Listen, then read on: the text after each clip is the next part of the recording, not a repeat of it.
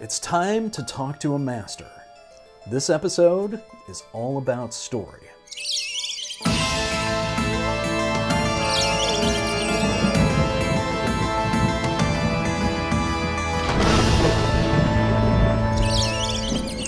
Hello everyone, thank you for being here. This is a vampire channel, but it is ostensibly a channel about writing and creating vampire stories. And if you're going to write a vampire story, that means that you need to know how to write a story. And that is why I am very excited today to introduce you guys to a very good friend of mine and a mentor in many, many regards, Mr. Doug LEFLER. I could actually spend an entire hour going through Doug's resume, but allow me to just sort of briefly hit the salient points. So Doug is a storyboard artist, and he got his start way back during the days of Disney's Fox and the Hound and the Black Cauldron. He has since gone on to storyboard everything that you remember as a child loving. I am constantly mentioning things that I watched as a kid, and Doug is regularly saying, "Oh yeah, I did boards for that."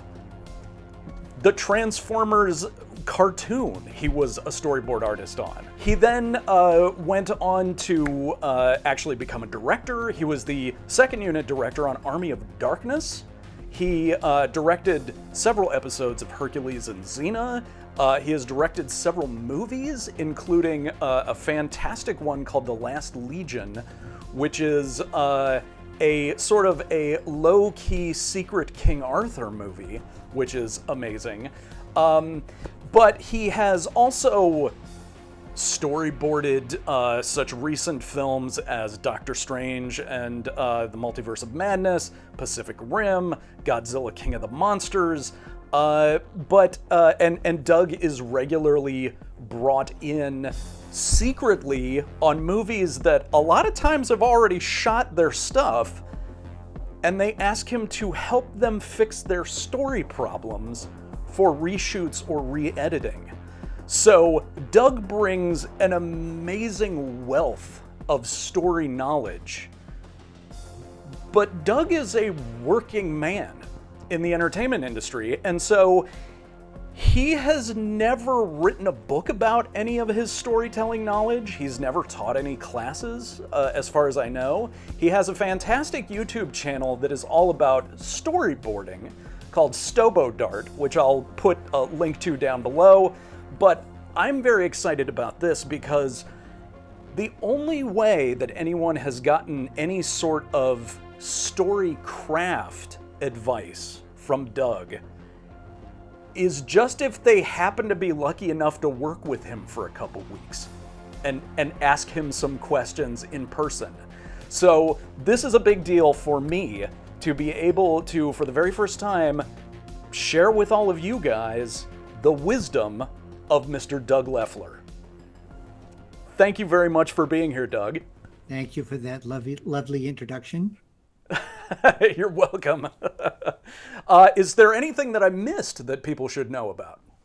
Well, I actually am a produced screenwriter as well, and it seems to get lost a lot, but I've been a member of the Writers Guild since the mid-'80s, and actually this house I live in is one that my wife and I bought when I sold an original spec script back in the late '80s.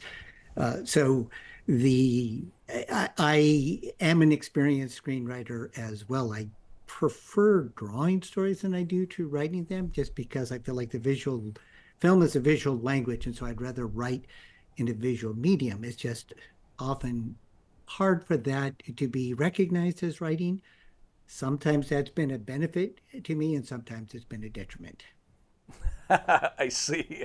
And that actually brings up a good point that I would also like to make, is that Doug, apart from working on all these amazingly big budget, very popular things that you've heard of before, Doug also is an extremely prolific creator of his own stuff.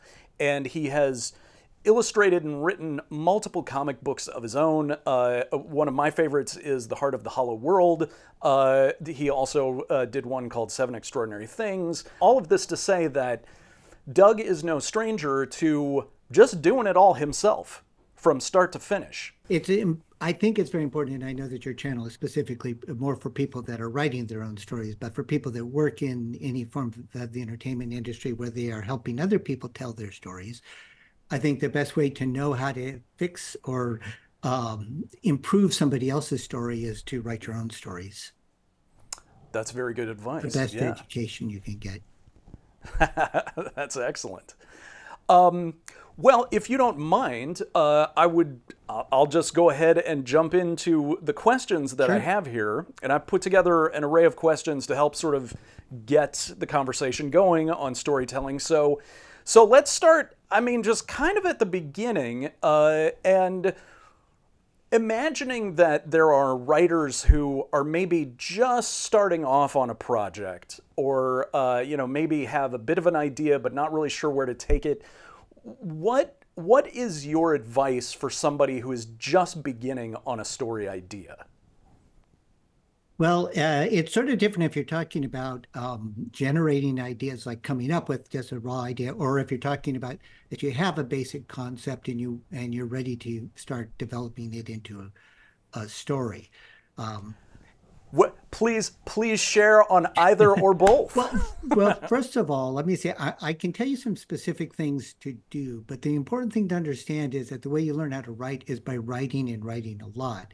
One of the things that I find odd is that in all the other arts, if you want to learn to draw, if you want to learn to play a musical instrument, you practice those things. But with writing, so often we are writing with an agenda. We want to sell our screenplay, sell our novel.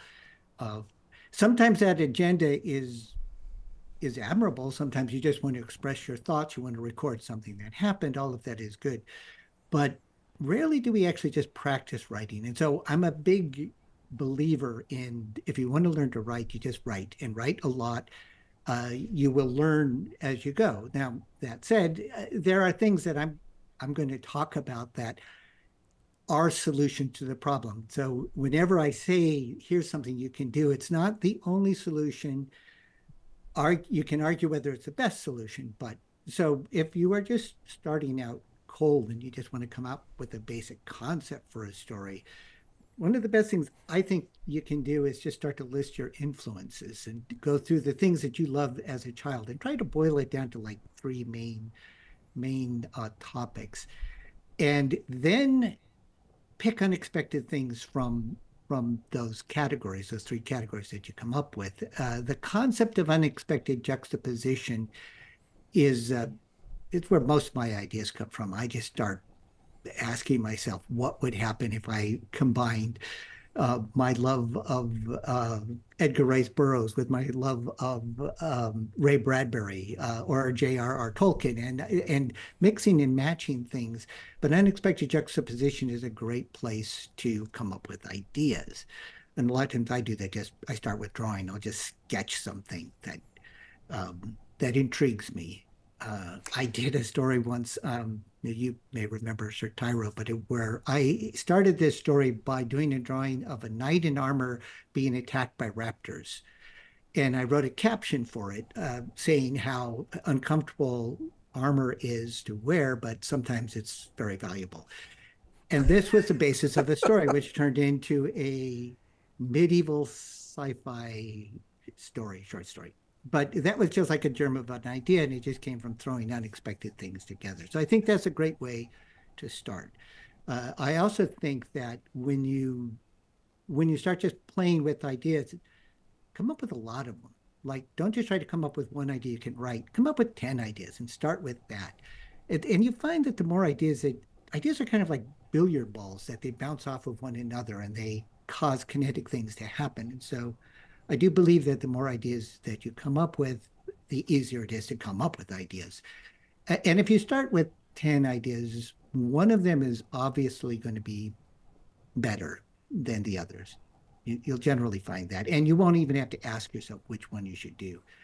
I do think a lot of times people will spend less time just coming up with basic ideas, but they'll spend years trying to develop that idea. Whereas if they took a week or a few more days and just spitball more concepts. So come up as many concepts as you can before you pick one. So but let's say you have a basic idea for a story. The first thing that I look for when I start to develop a story is I want to create a question, and that question has three components, which are objective, obstacle, and ticking clock. And it can be posed something like this. How can this character overcome this obstacle before this unstoppable event occurs? And everywhere I said Okay. this, you insert what your idea for your story is. And if you can frame that, then that gives you the three dramatic elements you need to construct a story. So you need objective, obstacle, and ticking clock. And whenever possible, when you're putting a story together, try not to think of it as a laundry list of events, but as a progression of compelling questions and unexpected answers. So I said that was the first thing. There's two things that I need to know if an idea is actually worthy of writing as a story. So can I come up with a solid question that the story is going to ask? And then the second thing is, do I have a crisis? And the crisis point. So the question you set up sort of becomes the end of Act One, where all of the pieces are in place, and you've set up this dramatic question. How can this character overcome this obstacle before this unstoppable event occurs? And then at the end of Act Two, you need to destroy your character. You need to crush him or her somehow. So you need to figure out how to create a crisis point. And I'm going to tell you a way to do that. And again, it is not the only way to do it, but a very good thing to think about if you're stuck in this is to um, take the thing the character values the most and oppose it to the thing that they desire the most and have them make a choice. And because of that choice they make, they lose both. And that's how you break a character, how you bring them to the lowest point. So it's like the thing that somebody values the most is their family. The thing they desire the most is this girl from their family's enemy. and so the patriarch of the family says, if you marry that girl, we disown you. So I'm sorry, father, I'm going to do it. I just have to go for this girl. And then, so he's disowned by his family, and then the girl dumps him. And so you take the thing Okay. that the character wants the most and the thing that they value the most, pit them against one another, and have him or her lose both. That is a way to do it. It's not the only way to do it, but it's something that's worth thinking about. You had mentioned the story Seven Extraordinary Things that I did, which was very atypical for me because it's a slice of life. It's a story about a kid in art school. I actually didn't plot out the structure for that story before I wrote it. I started with the character at his crisis point, sitting on a park bench, contemplating his own suicide. And then I backed up from there, but I had that as like a target. I was aiming for him getting onto that park bench and questioning everything that he had done and every choice that he had made, and trying to figure out if it was worth going forward from there. And it was an interesting technique. I've only done that once. It actually worked out. Well, and that brings up an interesting question. Is it a good idea to take the sort of the thing that you are most in love with in a story idea and write that part first, as opposed to like starting at the beginning and writing up to that point? Is there any sort of, you say that's the only time that you've done that, but is there benefit in that? But there could be. There is the biggest benefit is if it gets you to write. Anytime anything gets you to write, it's worth doing. And then sometimes you can lay it all out, and then you can take a step back and start to structure it and decide if you need to tweak some of those elements that you just had kind of spit out spontaneously. Uh, right. The most important thing is to write, and the more you can structure stories also. I think this story that I referenced in Seven Extraordinary Things, it worked because I had written so many stories up to the point that I did that one that I sort of understood structure. And I think it's it's good if you can practice structure the way you practice anatomy or perspective in drawing. You can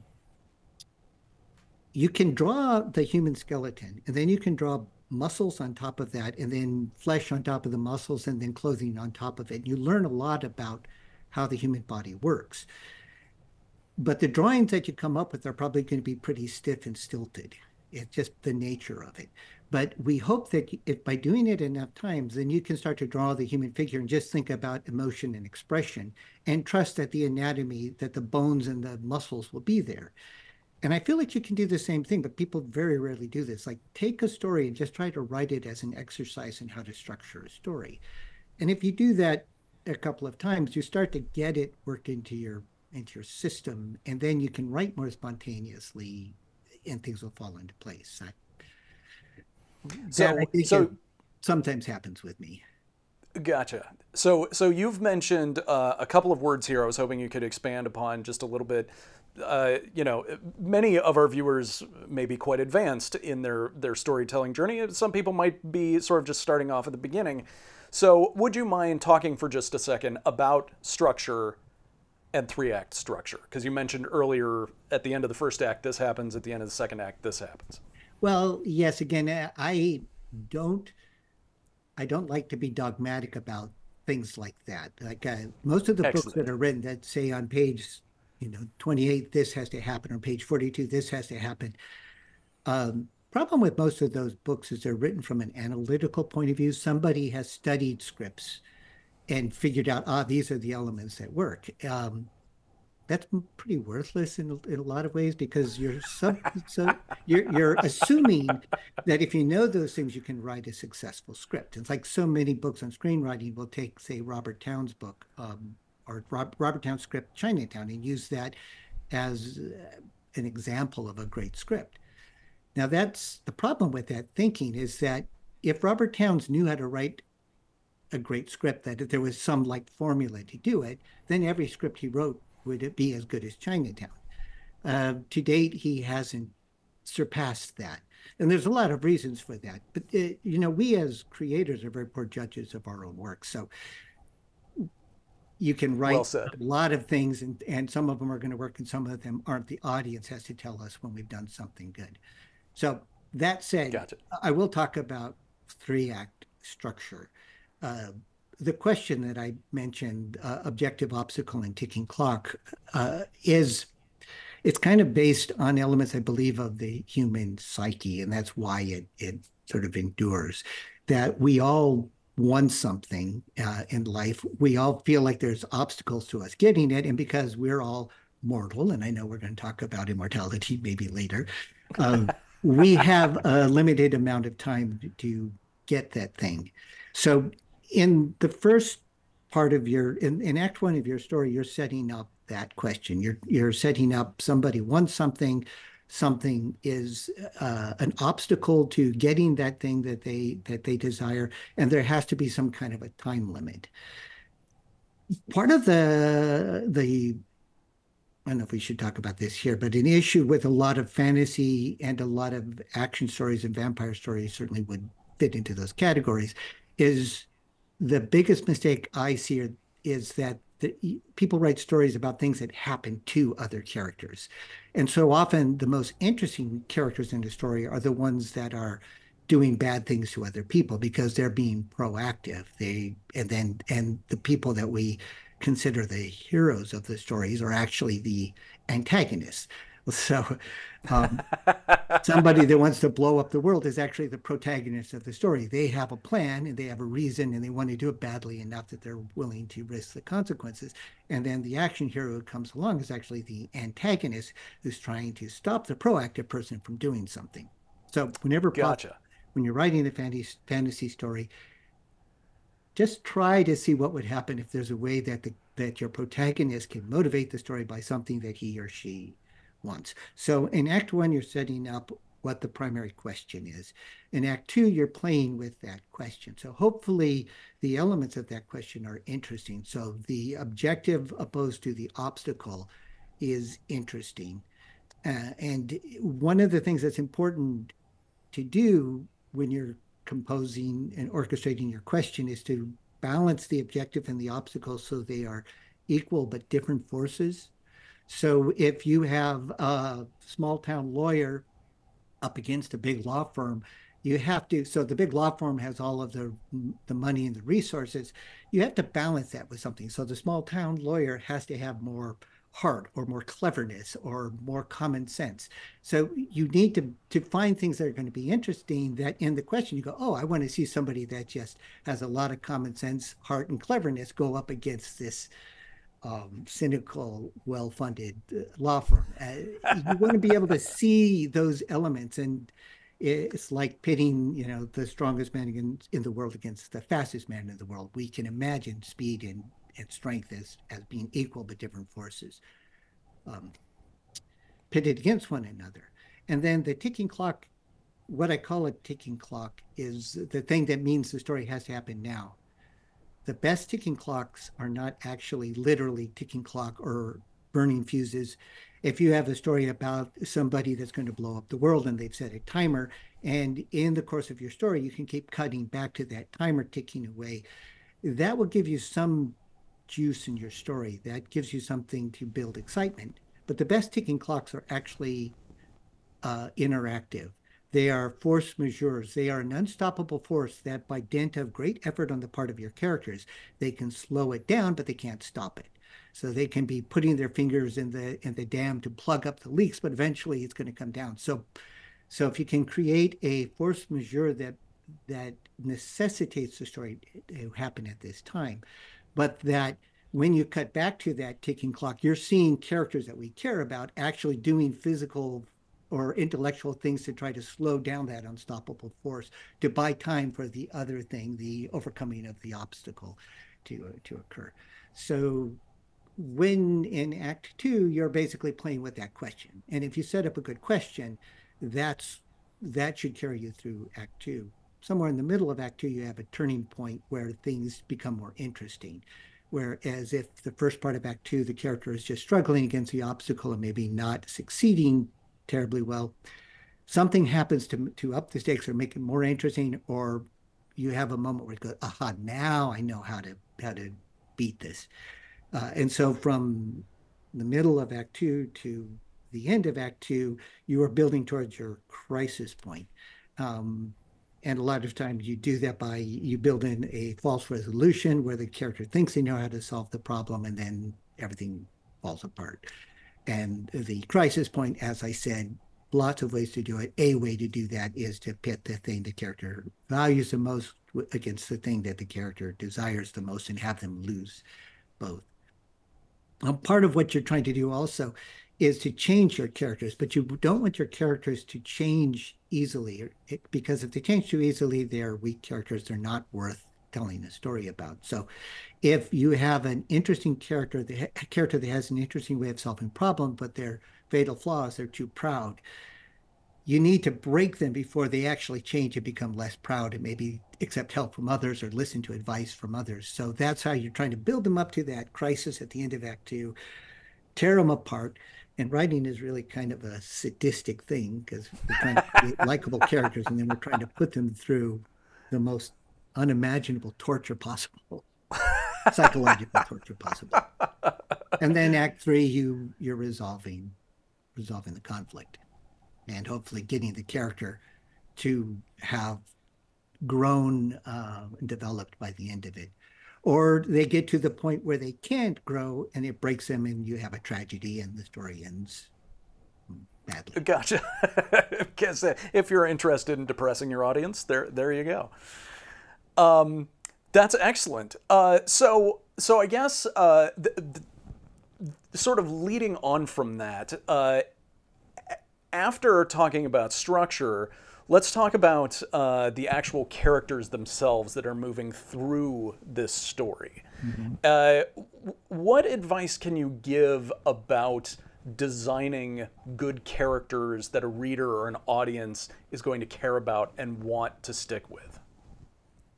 Well, there is a tendency to try to write likable characters. I think it's less important to have your characters be likable than it is to have your characters be interesting. Excellent. We don't have to want to hang out with characters to want to read about them. And what makes an interesting character is when we know what the character wants and they have an interesting way of solving the problems they face along the way. Uh, the biggest problem with character development is, yeah, there's so many problems with character development. Like, how much time have we got? uh, yeah, the two of my least favorite things to hear in story meetings are backstory and reluctant hero. I don't want to write stories about reluctant heroes. And backstories can be useful if they inform what the character does. But so often people come up with a tragic backstory for a character, then they punch the clock and they go home. They think, well, I've created an interesting character. What's interesting is that if you have a character in your story and you write a tragic, rich, detailed backstory, it doesn't mean much unless it actually affects the way they do things in story. So the most important thing to understand about character development, in my mind, is understanding the difference between being something and doing something. You don't want to create a character that is interesting. You want to create a character that does interesting things. And it may sound like it's just semantics, like I'm saying the same thing two different ways, but there's a huge difference between being something and doing something. You can have the most boring character in the world, but if they do something interesting while the camera's on them or while they're in the scene that you're writing in your story, they are compelling. They are interesting. If you know what they want, they are going to great effort to achieve what they want, and they have an interesting way of problem solving to get there. They'll be interesting. And you can watch characters that you don't agree with. You can see characters make decisions that you wish they hadn't made, but you can still be fascinated by them. I think Game of Thrones was really good at that. There's a lot of characters that you can't condone what they're doing, but they're fascinating to watch because usually you know what they want and they have an interesting way of going about it. So when you're developing characters, I think the things that are most important, try to come up with characters that really want something uh, badly or strongly, and that they're willing to do a lot to get it. And then give them an interesting way of solving the problem. There's a couple of other things that you can do. For me personally, one of the things when I'm developing characters I'd like to do is I ask myself, what would bring this character to the point of murder or suicide? Oh my God.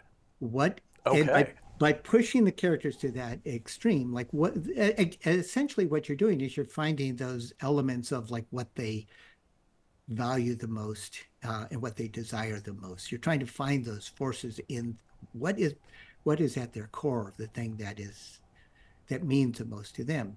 And most of us, under the right circumstances, could be pushed to those extremes, to murder or suicide under the right circumstances. So trying to figure out for each character what would push them to those limits is one way to get to know them better, and also to encourage you as you're writing to push them as close to those edges as possible.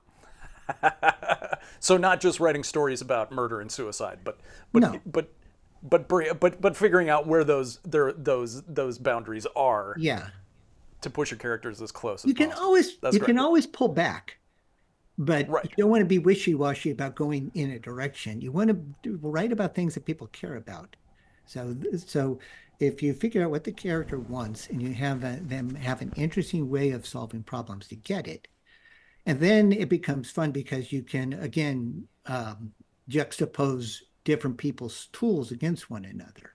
So if you have one character that's just very informed, it has like an encyclopedic knowledge of some subject, and they can quote facts and statistics. And you have somebody else who's just very entertaining, and they get their way just by making people laugh or cajoling them or whatever. You want to try to find these different tools that are fun when they are pitted against one another. That's excellent. That's excellent. So then let me ask you. Let me ask you about specifically about writing two different types of stories, because I feel like in a lot of cases, a lot of vampire stories sort of fall into kind of one of two categories usually. The two categories are a story about love and a story about action or battle of some sort. And I wanted to ask you to speak to each of those types of stories and how you like to go about writing those.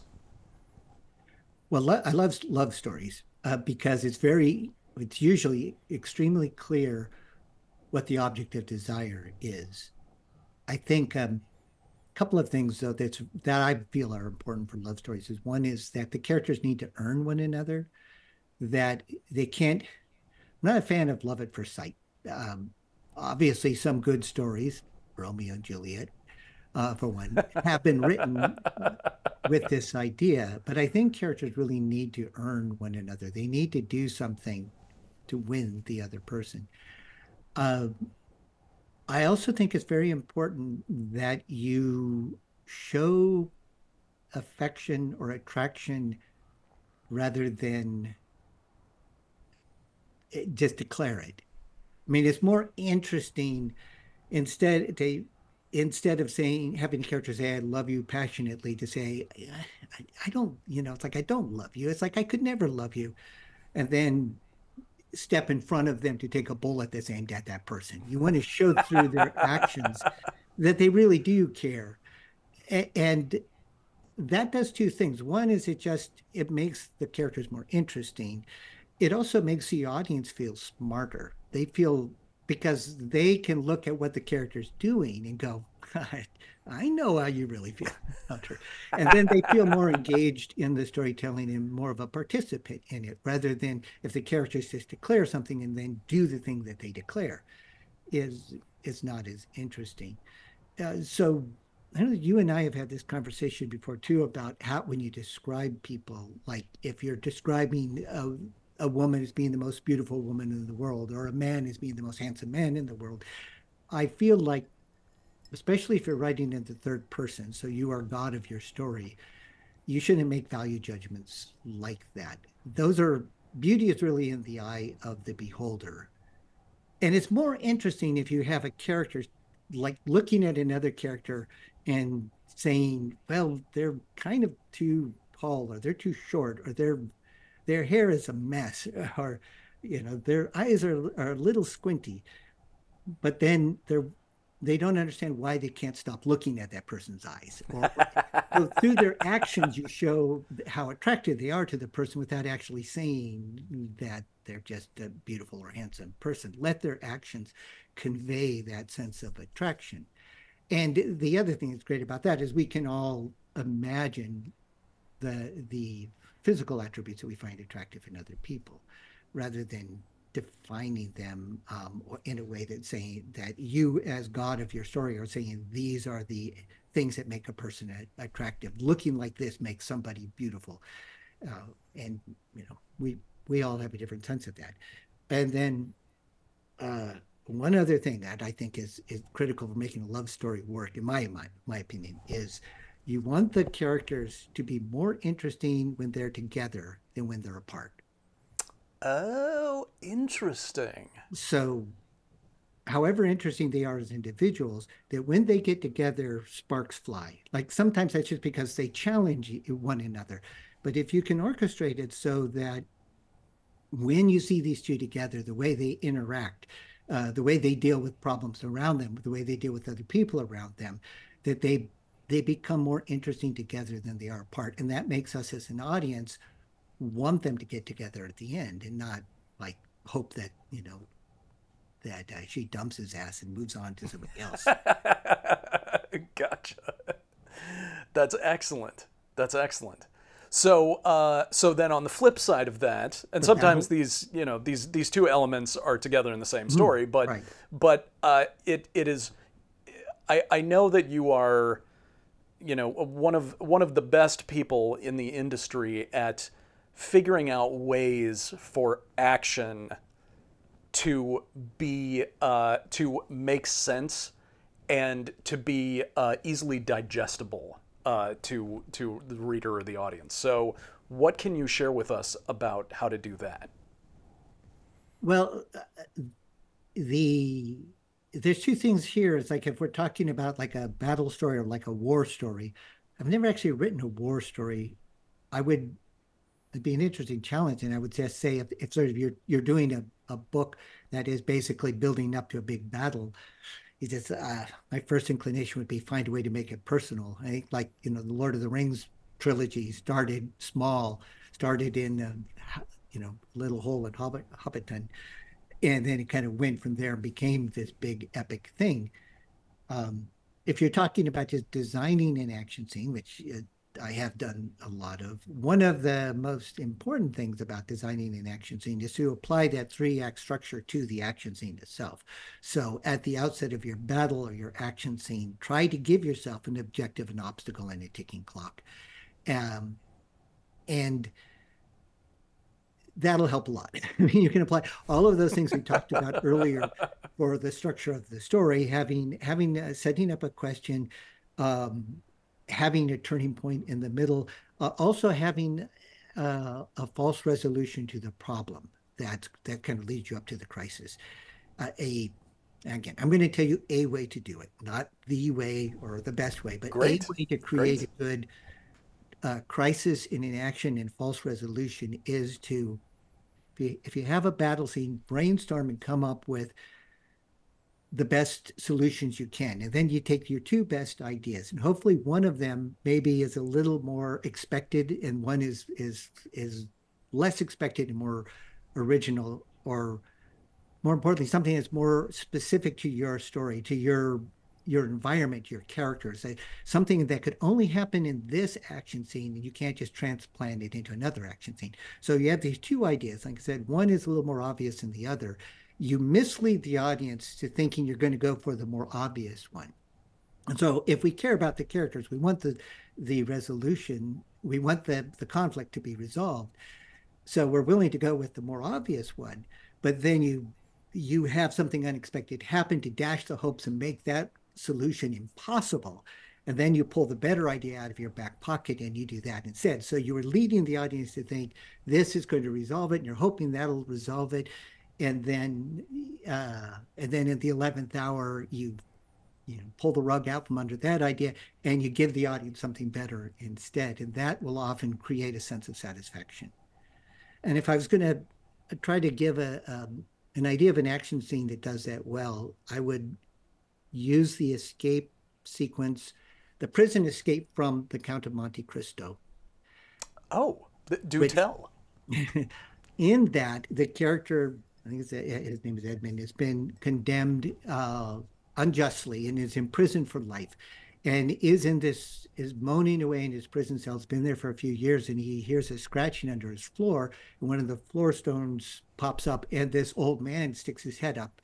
And this old man turns out to be the prisoner that was in the cell next door, who had been tunneling for years to get out, miscalculated and accidentally tunneled under our lead character's cell. And so these 2 men join forces. They come up with a plan as to how they are going to get out, escape the prison. And they work for years digging a tunnel. And while this is going on, the older man is teaching the younger man about warfare, about economics, about sword fighting, about everything that his long life has taught him. And we are led to believe, so they have this plan. They're going to get to the one point, and they're going to wait until the guards are coming by. They're going to drop the rocks out from underneath them. They're going to jump the guards.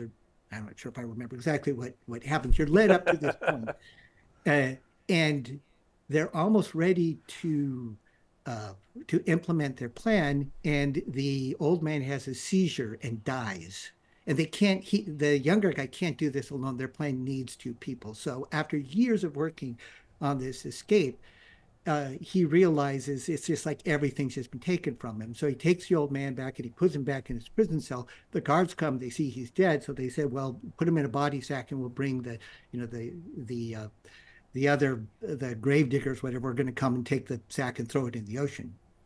So our hero takes the old man's body, out of the sack, puts it in the tunnel, sort of buries him there, climbs into the sack and stitches it up from inside, and waits for the guards to come pick up this axe, take it out, throw it into the ocean. Then he has to cut himself free, and that's how he gets out of the prison. So, which is a much better way than just digging a tunnel out. So again, you were led to this false resolution, and then you had that fall apart in a way that cannot be redeemed, cannot be reclaimed.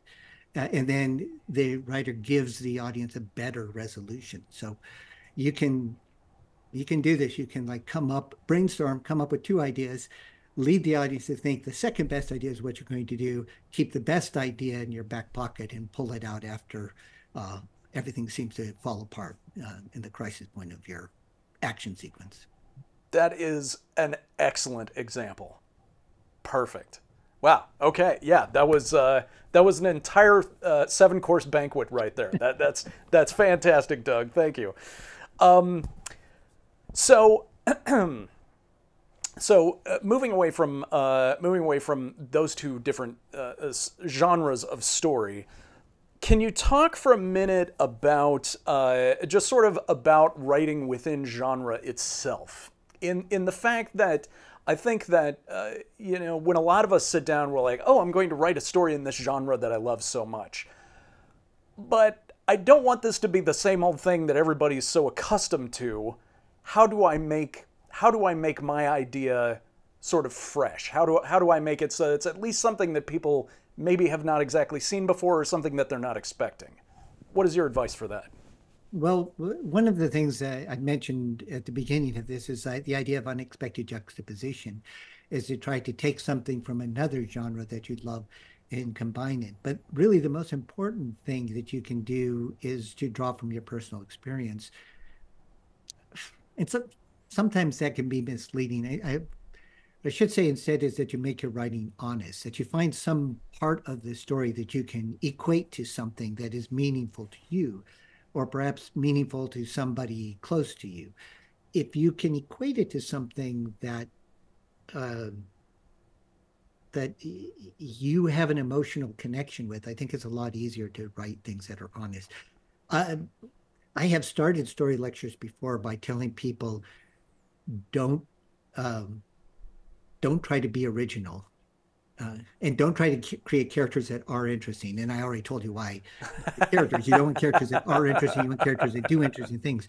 But you don't want to try to write things that are original. What you want to do is you want to try to write things that are honest and specific. And if you write things that are honest and specific, meaning you're writing action and characters that belong in that story and are not just clones from another story or can easily be taken out of your story and plugged into a different story. If you write specifically and you write honestly, then originality is often the byproduct of that. It's hard to try to force yourself to do anything that where you're aiming towards an adjective like originality, because that's something that somebody else is going to decide. You can't decide it yourself, but you can aim towards honesty and sincerity in your writing. And I wrote a story once about a kid who goes to the moon. It was a love story. It was like he grew up next to this girl from the moon, and she had to go home when she turned 17, and he decided he was going to go after her. So he just had to find a way to get to the moon. And when I was writing the story, yeah, that's it. I did set him up as being a very good problem solver. So I think by the time he's faced with this challenge in the story, you really want to know what he's going to do. But I equated all of this to the way I remembered feeling as a teenager about the age of the character in the story when I wanted to work in the entertainment industry. And it seemed so far away and impossible to get to that I could equate that idea, that desire, how passionately I wanted to find a way to work in the entertainment industry, how impossible it seemed. I could equate that to going to the moon after a girl I loved. That's excellent.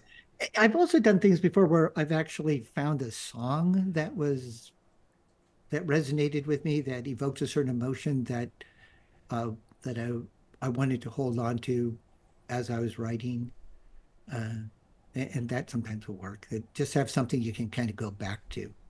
We talked about like a primary question for your story, objective, obstacle, and ticking clock. I think that there is another component to structure that I think is really critical as well, is that there's this, what I consider a secondary question that's emotional, which you probably set up before you actually get to establishing the primary mechanical question of objective obstacle and ticking clock. And that's like something that is, does this character love that character? Or can these two people trust one another? Something that is more of an emotional idea. Is man good? Is man basically good, or is man basically evil? Some question that you can put forth that is more of an emotional question, that at the beginning of the story that you're not going to answer until as late in the story as you can hold it. And that should be something ideally that is meaningful to you. So if you can have that, like, and sometimes people refer to that as the spine of the story or controlling idea of the story. I find it works better for me if I just state it in the form of a question. Gotcha. Gotcha. Is that a question that you find yourself coming up with at the very beginning of the writing process on something, or is that something that doesn't occur to you until midway through? That's a really good question, and the answer is yes. I mean, it can Excellent. happen. You might start with that idea, like that you're looking for a story to convey this emotion, this notion that I think all people are rotten, or I think as different as we are, everybody is the same person underneath it. Like man is essentially good, that we all want the same things. We all want to, you know, see that our families are safe. We want to spend time with our friends. We want to treat people with kindness, and but that the world is sort of forcing us into these different camps. I don't know, it sounds like current events, but if you can start with an idea like that you want to convey, and then look for a plot, look for a mechanical question that can support that, or you can find it as you're playing with the characters. I think I generally come up with that fairly early in the process. And I certainly, when I'm structuring it, I put it as close to the front of the story as I possibly can, just like somehow convey that idea. Who is this mysterious character? Does Bill really love Sue? Whatever that the question is, try to front load it, and then let the story mechanics maybe even distract you from it. Well, the cleverness of your writing is kind of carrying you away, but eventually you get to the end of the story, and you want to try to hold the answer to that question. And you also, even with the emotional question, you want to balance it. So if you're putting forth the question, is man essentially good, or is man essentially evil? You need to present viable arguments on both sides so that your answer to that question isn't obvious. And if the more you can balance them and find like a viable argument on both sides of it, the stronger the ultimate answer that you present is to the audience, because that answer, man is really good, and that defeated the very sound argument that was put forth for man being evil. And it means more because you overcame a stronger opponent, to get to this concept. I love that. That's excellent. Ooh, that's a lot. That's a lot to digest there. Um, so there is. You've described to us a lot of good mechanical advice, a lot of good emotional advice for writing a story. What advice can you give for writers who have just hit that point of their story or the process where they're just like, damn it, where does this go now? Or how do I get past this point that I seem to just be stuck on? Yeah. Well, there's sort of two different things there that could be causing that. One is just writer's block, where you just get to a point where you start to doubt yourself. And then the other one is just like a story structure, which usually happens in Act Two. It usually happens around the middle of Act Two somewhere. Writing block is, yeah, that's something everybody struggles with. I think it's important, though, to think of writing as a process more than an end. And again, I got back earlier. I was talking about us being so goal oriented in writing, writing with an agenda, but ultimately you just want to write. And if you get stuck on one thing, move on to something else, or even if you can move on to a different story and work on it. I think what's most important is that you just continue practicing your art. And if you've chosen your art is going to be writing, just write. Just keep writing and thinking. It's more important to write something than it is to write something perfect or to write the perfect novel. If you're starting to doubt your idea, whatever, it's just you know, practice the art, work on the process. In terms of getting stuck in the story, I think most of the time people get stuck, especially in the middle, because they haven't balanced their question accurately. And again, like I said, Okay. I don't want to say this is the only way to write a story, but you do want to have you want to have forces that are balanced, that are pitted against one another. And you want to have ways that the challenges that the characters are going to come in contact with are compelling. Uh, it helps a lot. The idea about balancing the question so that you have two forces that are that are easy to understand, are different but equal in power is one of the reasons that is so critical is because it gets the audience engaged. You're giving the audience enough information that they can start to guess what's going to happen. So most of the time when people get stuck in Act Two is because they haven't actually taken the time to figure out what is the primary challenge that the character is going to come against, that the Gotcha. going to come against, and also because with the kinds of stories that we're talking about, the biggest problem that I see with in most scripts that I read and most story pitches I hear is that it's so much easier to create a story about interesting things that happen to characters than it is to have characters do interesting things that cause the story. It's hard to find really good fantasy stories where the story is motivated by the characters rather than by some extraordinary thing that happens to the characters. Now, obviously, you can write very successful things where the story happens to the character. Harry Potter is a story that happens to the character. The whole Twilight franchise is a story that happens to the characters. There's a lot of stories that are very successful.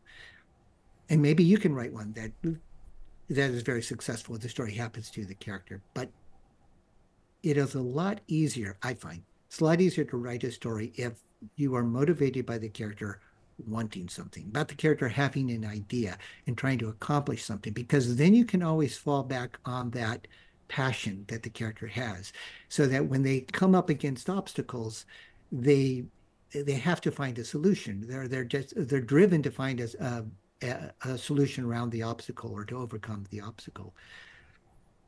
And you get stuck a lot more when you are just trying to think of things, new things to throw at the character. Then it can run out of steam a lot easier. Right. That makes absolute sense. Oh, it's fantastic. I'm just like I'm eating this all up with a spoon. Um, so so getting to sort of a slightly more vampire story. What advice can you give to someone who is writing a tale about a character who is long lived, who is immortal? What are sort of some of the things that to be thinking about to pepper into that story? What would you say? But by immortal, you're speaking literally, not figuratively, like a character that actually doesn't age, not someone who's going to Exactly. live forever in the hearts and minds of readers. Right, right, Yeah. yes, not yeah, right. Not somebody who's going to be remembered for their works or their screen credits or whatever, but yeah, who is actually could exist for 1,000 years. Well, um, the interesting thing about immortality, as long as it is not coupled with indestructibility, like if you have a character that won't age and cannot be destroyed, that's, yeah, I guess you're writing a story about a god. Uh, but if you're writing a story about some creature that can be destroyed, you are still dealing with a time limit, because the longer a character lives, the greater the likelihood that somebody is going to come along with the motivation and the knowledge and the wherewithal to kill you. So even if you I love don't it. I grow love it. old, you are sort of life itself is a ticking clock. Even if you're the undead, the fact that time goes on, the world changes, and eventually somebody's going to come along and want to put a stake through your heart, or decapitate you, or make sure you're out in the sun. Your So odds are never zero. the odds are never zero.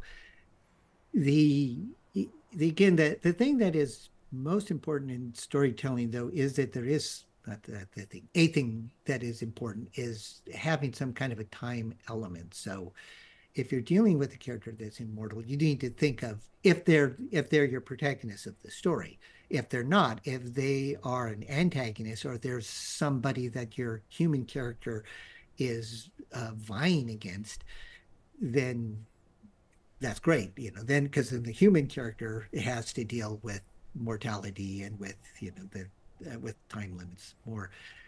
But it is important that once you start your story, that there is a reason that story has to see itself through to its conclusion. That you don't want to be able to stop the story and say, well, I'll just wait till the situation gets better. So you have to find some kind of a ticking clock, like I said, or a force majeure that is something that maybe you can slow it down, but you can't stop it, and eventually it's going to come and get you, or it's going to come and prevent you from overcoming the obstacle and achieving the object of desire in the story.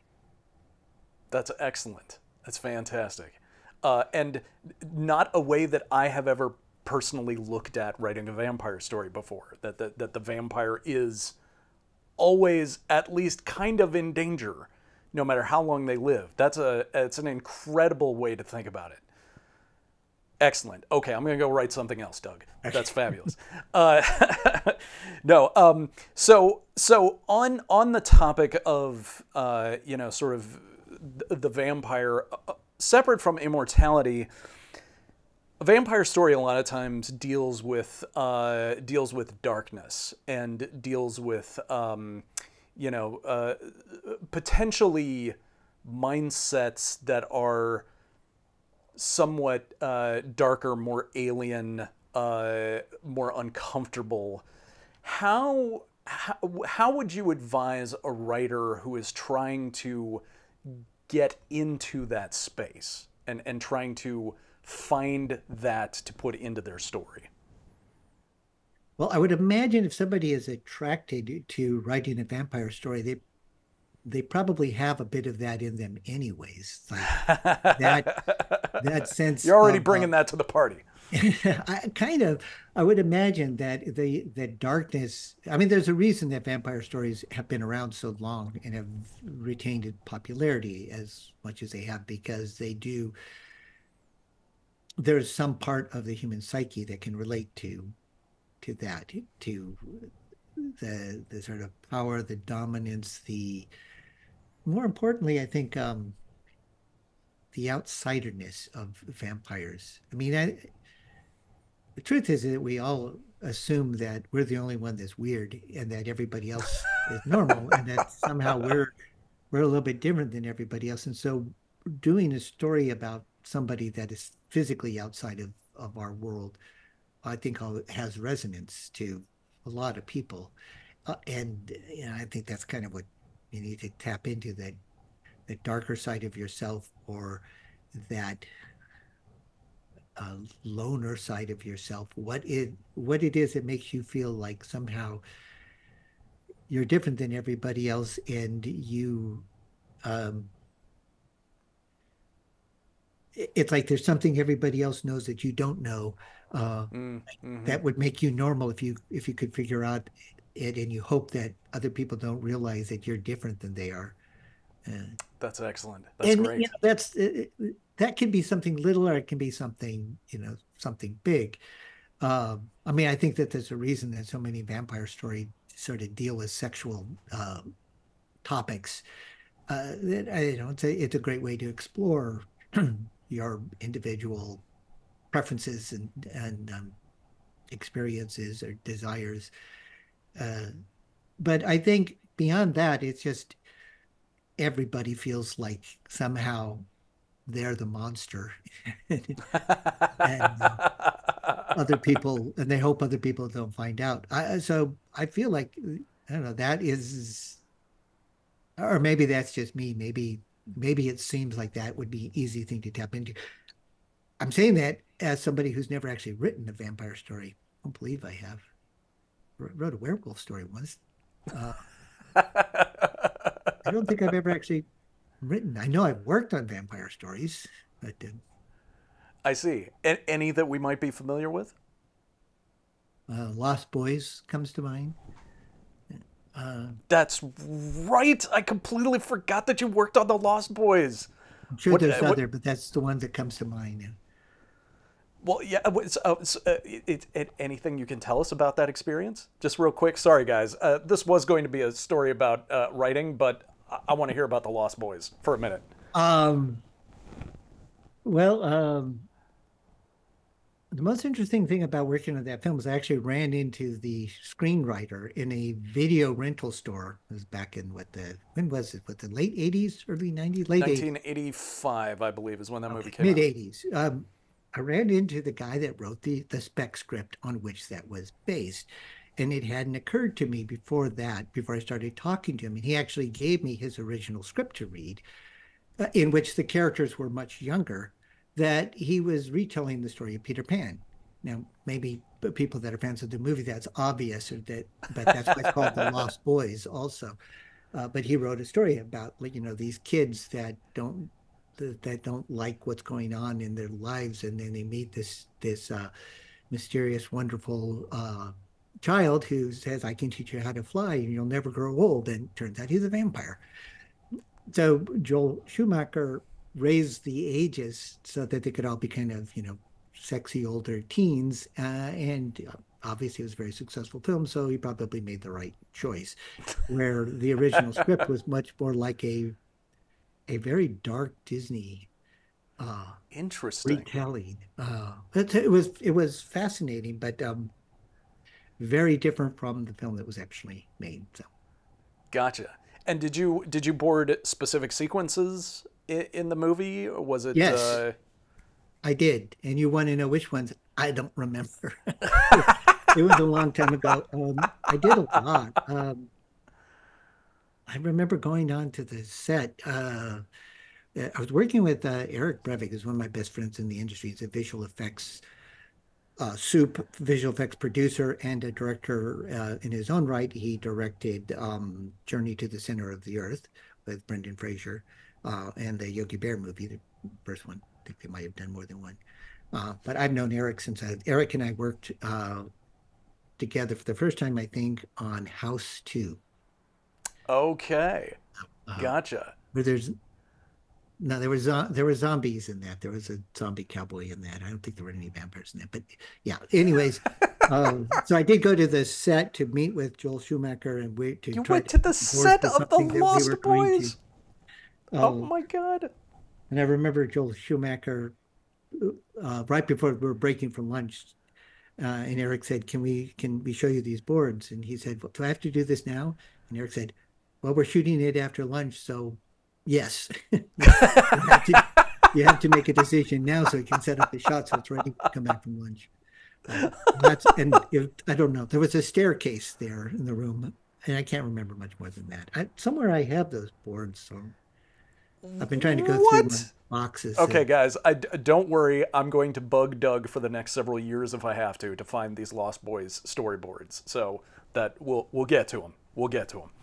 That is fantastic. I I didn't have know. boxes and boxes of storyboards that I have. I'm trying to scan now because they're just sitting in my closet, and so hopefully I'll find those. Which is interesting because, just side note here, so Doug does most of his storyboarding on Cintiq, so they're Yeah. digital storyboards, so those are files that you can save on hard drive, duplicate, bring back up, whatever, no problem. But of course, back before any of this digital drawing technology, you were just drawing on paper with a pencil or pen, and so of Yeah. course they would just be in boxes, More practically specifically, the way inaccessible. back in the 80s, especially in the 80s and 90s, the standard way of doing storyboards was to do 3 panels per page, so that you could Xerox them and have them on set so everybody could look at them. But I always thought of storyboarding as a writing process more than an illustration process. So I actually drew all of my storyboards on individual panels so I could edit and rearrange them and rewrite them. And then I would reduce them on a photocopy machine to 3 per page, and I'd hand the photocopies into the production company, which meant that I actually kept the physical drawings. The original drawings were all just in boxes in my house. Oh my God. Remember what I said at the beginning of this, where I'm like, if you talk to Doug long enough, he's going to tell you something from your childhood that he worked on. It just happened here in real time. That's amazing. That's amazing. Okay. Before I make this entire episode about the Lost Boys, which is a danger, I just have like 2 more questions for you. And the one that I think is it's something that I've seen happen to several people that I wanted to ask you about is at what point when writing your story do you just have to hit publish instead of polishing and polishing and polishing and polishing? Well, that's a really good question. The answers that come to my mind, 2 different things that may seem tangential, but just stick with me here. Okay. One is when you're writing, if at all possible, reread your work as few times as you can manage. Okay. One of the worst things that you can do, one of the biggest mistakes I've seen new writers do, is rewriting your opening scene over and over and over and over again. Okay. I think the best thing that you can do is when you sit down to write something, if you're writing a script or you're writing a book or creating a comic book or any kind of linear storytelling, is do a first draft. If you can, write it to the very end before you reread a word that you've written. That may be impossible to do, but the least looking backwards you can.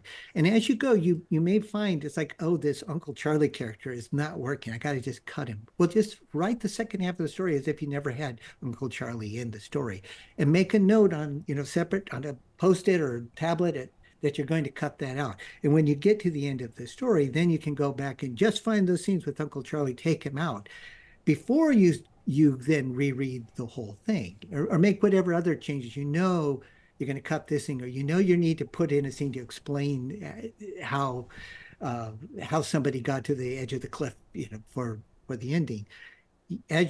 What happens is and the reason you don't want to keep rewriting your opening scene is that by the time you get to the end of the story, you'll go, oh, I know how I should have started this. And one of 2 things will happen. Then either you wasted all that time rewriting and rewriting and rewriting, or the worst option is you won't change it because you spend so much time working on it. Gotcha. So the best thing you can do, reread your own work as few times as possible. Try to get to the end of your draft, and then maybe do a read through, make notes on everything you're going to change. Read it through in one sitting if you can, if it's of a length that will support that. Make notes along. Don't make the changes as you go. Just make notes, and then go back and address your notes on little Post-its or whatever, and make all those changes. Then, if possible, give it to somebody who isn't you to read it and get their opinions. So anyways, what I'm getting at is reread your own work as few times as possible. Now, that doesn't mean you don't want to polish it, but you can polish better when you've forgotten what you wrote. When you've got to the end, you go, oh yeah, I forgot I wrote this scene this way. And you're reading it as if it's somebody else. And it's easier to make corrections. So that's one of the 2 things I was going to say. Then the other one is, you have to accept the fact that, as I said before, we as creators are very poor judges of our own work. And there's a point past which there's no value in refining. Either the story elements connect to an audience or they don't. And you won't know that until somebody who has nothing vested in your endeavor reads it and responds to it or doesn't respond to it. Gotcha. That is fantastic advice. And then that kind of leads us to sort of my last main question, and that is, it just completely left my mind, Doug. I was thinking about 7 different things there right at the end. I was so excited. Well, let me Uh, say, well, what, baby, let me talk just a little bit. Maybe it'll come back to you. great, There's great, one great. other thing that I want to say. My dog's barking outside. Um, as much as possible, when you're writing, make your audience or your readers a participant in the story and not a victim of the story. Actually, one of my videos is all about this. Is on the STOBO Dark channel that you mentioned. I went into this more in depth, sort of the difference between making somebody a victim of a story and a participant of the story. A victim of the story means basically you can't anticipate what's coming. You're just getting, it's just like an onslaught. And it may be a great onslaught. It may be wonderful things that you're throwing at the reader. But if you can't anticipate what's going to happen, then you are just a victim of it rather than a participant. And the more you can think of stories, as I said, as a progression of compelling questions and unexpected answers, the more you can challenge the reader to fill in the blanks, to go with you and be your accomplice in the storytelling. Is one of the most important things that you can do as a writer. Let them be your accomplice in the storytelling and make them a participant in the process. And I think this is actually true in all art. You know, the negative space you leave in a picture where people can imagine something that isn't actually drawn in. The quiet parts in music. Uh, That's excellent. Yeah, that's great advice. And that did remind me what my final question was, and that is that I think that could you talk for just a second about I'm this sort of inside baseball, but I'll kind of explain it. Is that you and I have talked about a lot about what I keep calling Darwinian storytelling in something that I watch you do regularly, where you have a very whereas I think a lot of writers will sit down and go, okay, I need to write something that is amazing right now.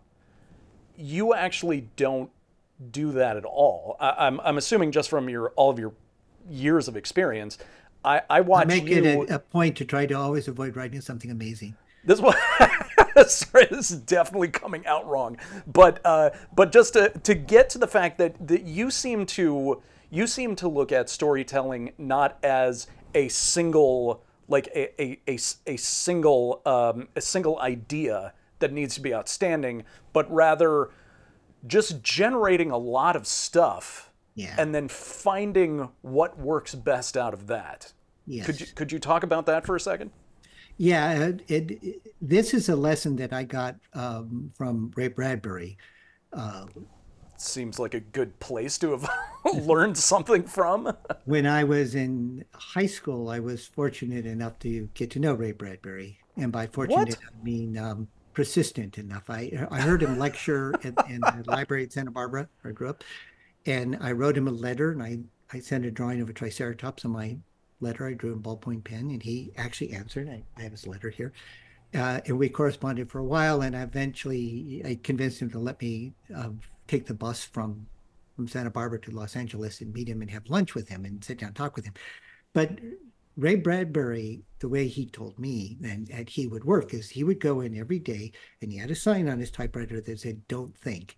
And he would just write a short story. And he said, he would just every day, he would try to not have any idea what he was going to write before he got there. And he would just write a short story. And by the end of the month, he would have 20 short stories. And he said 17 of them were crap. Two of them were okay, and one of them was good.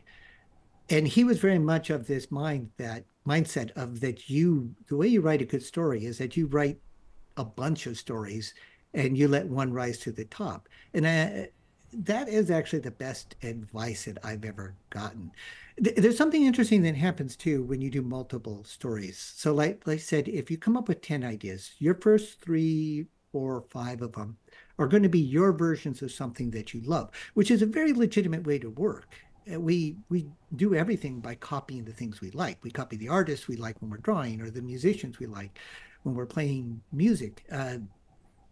But after that first batch, you start to get into a point where you start playing with ideas that are just interesting for their own sake. And those are usually, so it's like when I'm doing 10 ideas, I usually find like the ones around uh, 6, 7, and 8 are often the best. Just, and I don't know why. Then maybe I start to run out of steam after that.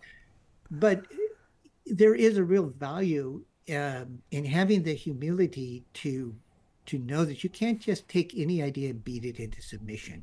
Some things will work better than others. And your job as a writer is not to write something that's good. It is to find the good things in the pile of stuff that you write. If that makes sense. You need to, if you write a lot of stuff and accept the fact that most of it is going to be, is not going to have the spark, is not going to touch people on an emotional level. You, there's freedom in that. It's like, then you're not, it's not like all just resting on your shoulders. There is some, I don't want to say there's luck involved, because it's the process of writing all those stories. Three things happen. One is that anything you do a lot of, you get better at. If you write 10 stories, you'll be a better writer by the time you start your 11th story than you were before you wrote any. Uh, it's also the odds of chance are in your favor, because even a broken clock is right twice a day. But the most important thing that happens is when you write a lot of stories is you get out of your own way.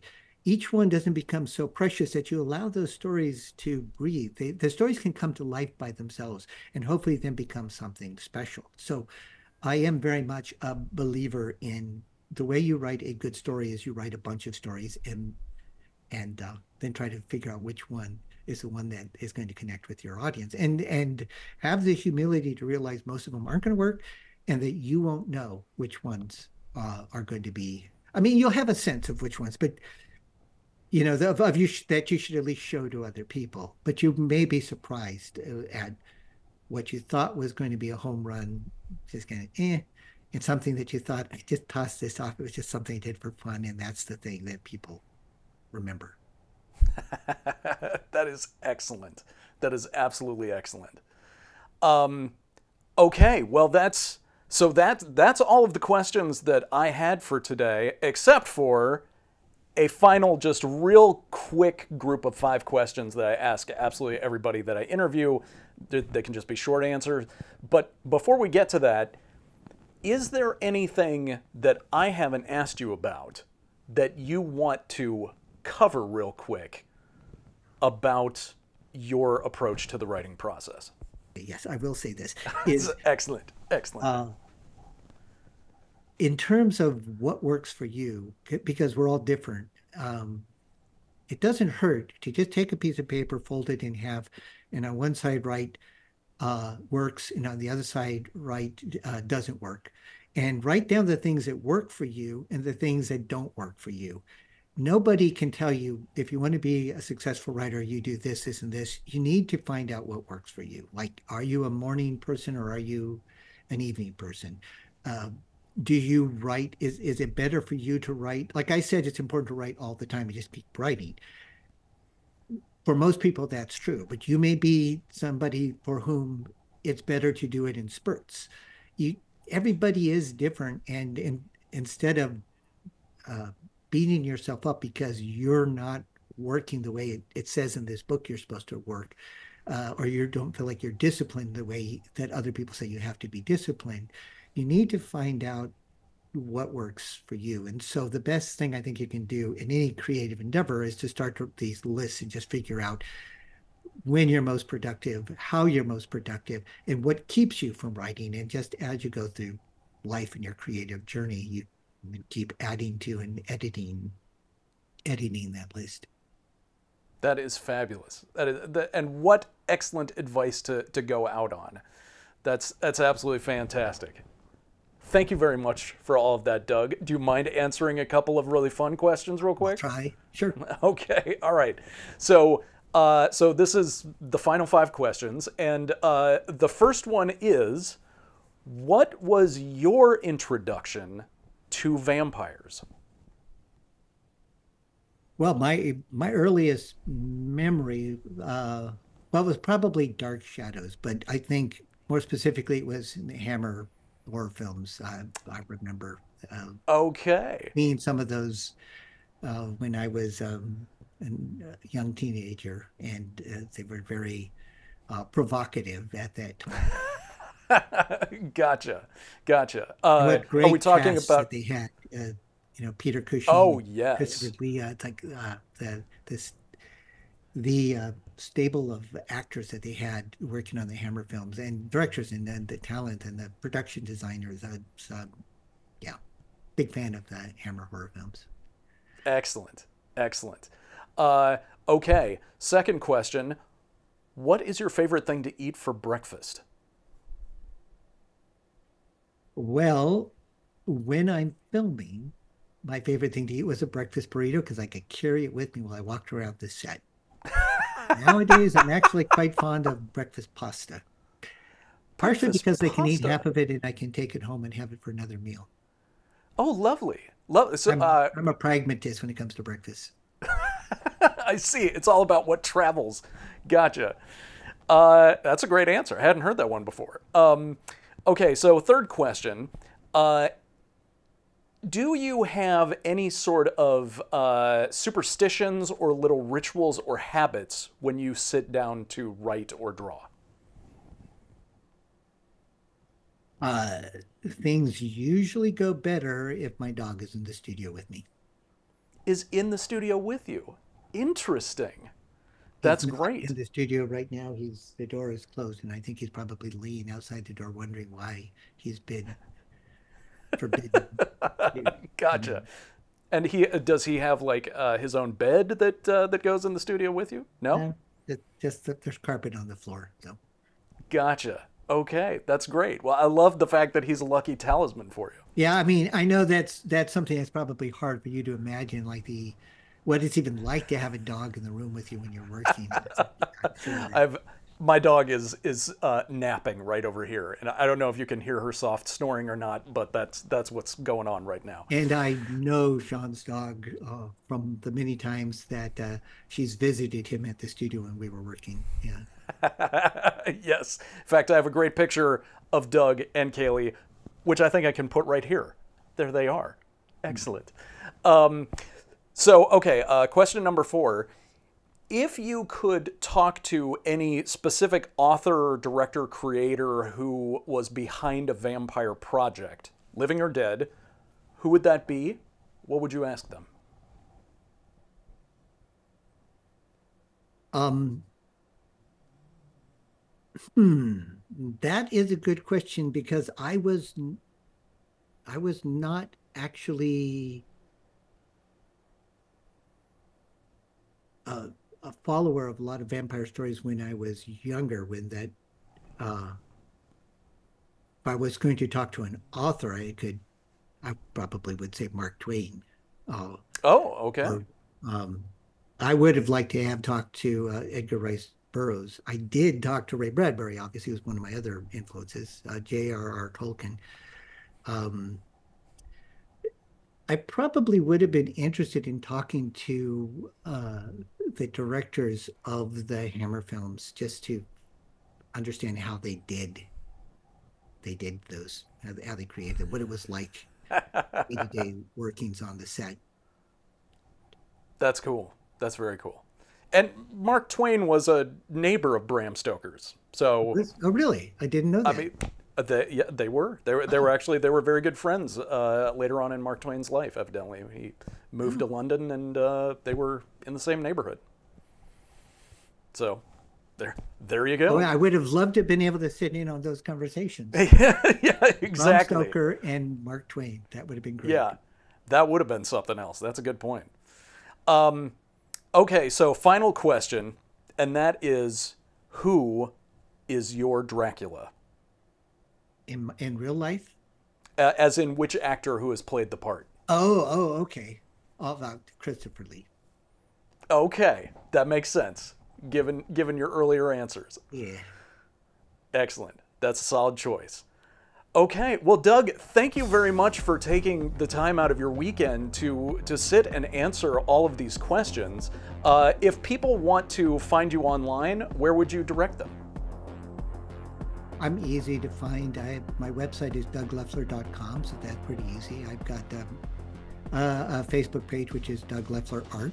And I post art on that, and an Instagram account that also has my name on it. So I'm pretty easy to find online. Gotcha.